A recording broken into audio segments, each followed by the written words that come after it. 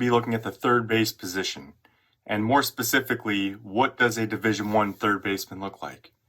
When you're looking at all positions, generally college coaches are going to rank tools in order of importance by position.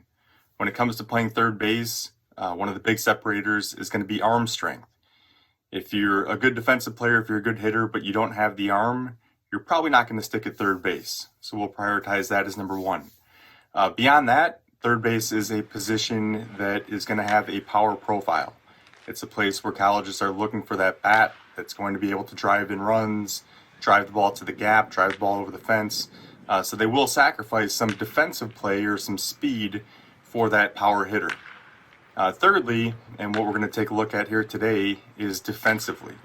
Oftentimes at the Division I level, you'll see high school shortstops or travel shortstops slide over and play third base.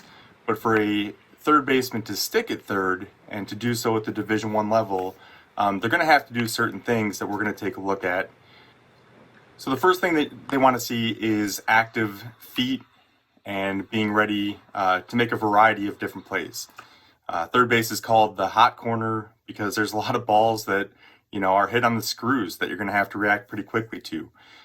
So a rule of thumb is the closer you get to home plate, generally the lower to the ground you're going to start. The further back you get, the higher or more upright that you can play.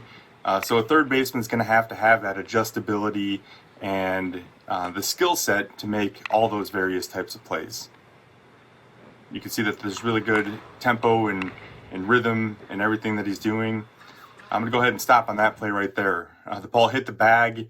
It's, again, one of those variables that happens, not all that often, but what makes a third baseman really a difference maker is the ability to do all those different things, and he seemed unfazed. And I'll say that a Division I player has that composure, has that wherewithal to not get caught up in the moment and react based on the situation and not get overwhelmed by it.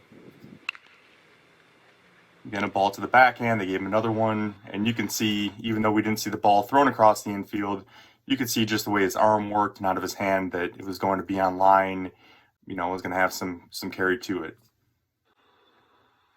Ball to the forehand here, plays it out front, plays through it. Another one on the double play turn, just catches everything in rhythm, gets beneath the baseball. Just like that backhand play, that slow roller, the ability to feel the bunt or a chopper is something that is, really important when it comes to third base. I'll say at the Division I level, it is one of those places in the game that there still is a lot of bunting that happens. So if you can't make that slow roller, that bunt play, you're just not going to be a Division I infielder. And he did so, perfectly right there.